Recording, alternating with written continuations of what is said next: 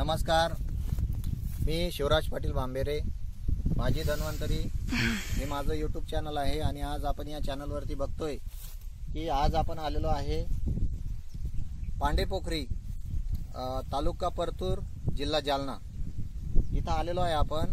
आणि आज आपण आलेलो आहे नारायण भाऊ जगताप यांच्या शेतामध्ये हळद या पिकासाठी आपल्या धन्वंतरी कंपनीचे जे ऑर्गॅनिक औषधं इथं वापरले गेलेले आहेत, जसं RPS 76 बॅक्टेरिया किट, त्याबद्दल आपण जाणून घेऊ की कसा रिझल्ट आहे. एकदम जबरदस्त रिझल्ट असा इथं आलेला आहे.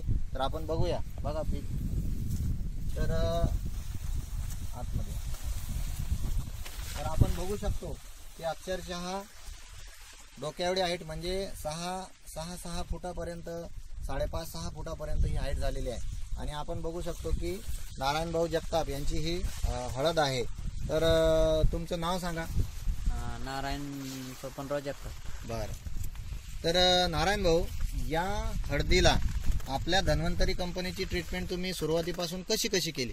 सुरुवातीला बेन प्रक्रिया केली. बरं. त्याच्यानंतर तर याला आपण सुरुवातीपासून धन्वंतरी कंपनीच्या ऑर्गॅनिक प्रॉडक्टचे कशी ट्रीटमेंट केली?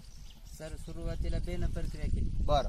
आणि त्याच्यानंतर 3 वेळेस आळवणी केली. त्याच्यानंतर स्प्रे वगैरे 3दा स्प्रे केले RPS 76 आणि बॅक्टेरिया किट सोडली. आता या दरम्यान काही कीटकनाशक, बुरशीनाशकांचे फवारे झाले का याच्यावर? सॉइल गार्ड म्हणून सॉइल गार्ड आपण बुरशीनाशक खालून सोडलं, पण वरून काही फवारण्या दुकानातल्या RPS फक्त कृषी केंद्रातलं काही फवारायचं काम पडलं नाही बा. म्हणजे शेतकरी मित्रांना मी हात जोडून विनंती माझी की बघा, आज या हळदीवरती कुठल्याही प्रकारचा करपा नाही. सुरुवातीपासून RPS 76 सोबत धन्वंतरीची औषधं वापरल्यामुळं ही हळद क्वालिटीला एक नंबर आहे. बरं, मला एक सांगा, तुमच्या गावामध्ये किती लोकांनी हळद लावलेली असेल आज?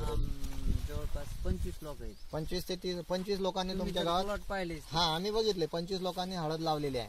तर अशी क्वालिटी एकाही व्यक्तीची नाही, म्हणजे भरपूर प्रमाणामध्ये करपे आलेले आहेत. बरोबर. तर मागच्या वर्षी सुद्धा तुम्ही RPS 76 वापरलं होतं, बरोबर.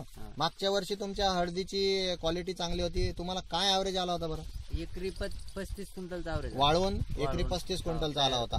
आता मागच्या वर्षी मध्यंतरीच आपण वापर चालू केला होता. या वर्षी आता पहिल्यापासून मग किती यायला पाहिजे बा साधारण तुमच्या? 50 ॲव्हरेज यायला पाहिजे. म्हणजे 50 क्विंटल वाळवून तुम्हाला ॲव्हरेज आला पाहिजे. जर आला समजा तर मग आपल्या धन्वंतरी ताकद आहे, असं ताकद आहेच. आता आम्हाला दिसायला लागले ताकद आहे. बरं.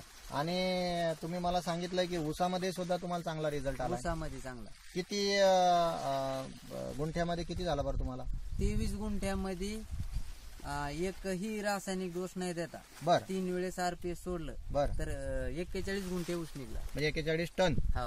म्हणजे 24 गुंठ्यात 41 टन तुम्हाला ऊस निघला. आणि त्यामध्ये रासायनिक खताचा डोसच दिला नाही तुम्ही. आणि गेल्या वर्षीचं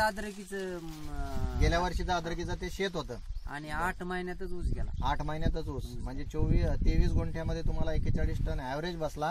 आणि खर्च जर पैशामध्ये म्हटला तर पैशामध्ये खर्च किती आला? पैशामध्ये जर धरला तर फक्त 41 रुपये खर्च. म्हणजे 4-4.5 रुपये, 41 रुपये तुम्हाला खर्च आला फक्त. बरं. म्हणजे बघा, आता ही बघा, या हळदीमध्ये आज रोजी आपण फवारा बी घेऊ शकत नाही आणि गरज बी नाही, कारण क्वालिटी आहे. फवारा घ्यायची गरज नाही, पण क्वालिटी आहे बघा. तर ही आपलं धन्वंतरीची कमाल आहे. आणि सर्व शेतकरी बांधवांनी एकदा रिझल्ट घ्यावा. रिझल्ट घेतला की मनातल्या ज्या शंका कुशंका आहेत त्या निघून जातात. आणि आपल्या पिकाला पहिल्यापासून मात्र तुम्ही RPS 76 वापर केला पाहिजे. तर आपण RPS 76 वापरून समाधानी आहात. आणि इतर सुद्धा शेतकऱ्यांना काही आपण RPS चा सल्ला दिलेला आहे. त्यांना सुरुवातीला कापसाला नंबर 1 चा रिझल्ट आला. त्याच्यानंतर तुरीसाठी दिलं, गव्हासाठी डेमो म्हणून सगळ्याला जेवढं प्रत्येक शेतकऱ्याचा प्रॉडक्ट चांगला आहे. बर. तर ठीक आहे. तर धन्यवाद. घ्या आमची हळदीवरून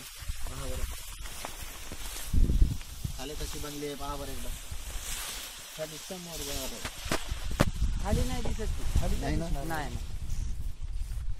किती महिने झाले सरीला? आज महिने जूनची लागवड. 17 जून. सप्टेंबर, ऑक्टोबर, नोव्हेंबर, नोव्हेंबर 6 महिने झाले. 6 महिने झाले. 6 महिने एकदा सांगून द्या किती 6 महिने किती महिने झाले सर हिला? 6 महिने झाले सर. किती तारखेची लागवड आहे हिची? 13 जूनची लागवड आहे. 13 जून. ठीक आहे धन्यवाद. 13 जूनची लागवड. आणखीन वेळ आहे तिला आता.